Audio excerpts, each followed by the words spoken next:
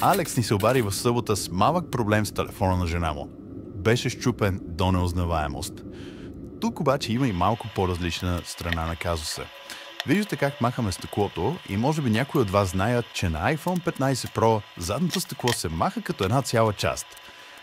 Да, но в този случай някой вече се беше правилно техник по този телефон и както виждате, ето тук полепилото си личи за какво говорим, очевидно доста некадърно изпълнение и ако трябва да сме по-директни, препоръчваме на колегата да се ориентира към друг бранш.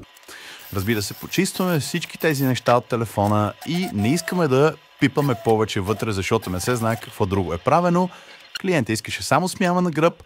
Разбира се, поставяме чисто ново уплътнение и сменяме гърба, като новия залепва перфектно и от всякъде телефона вече трябва да е защитен от прах и от влага.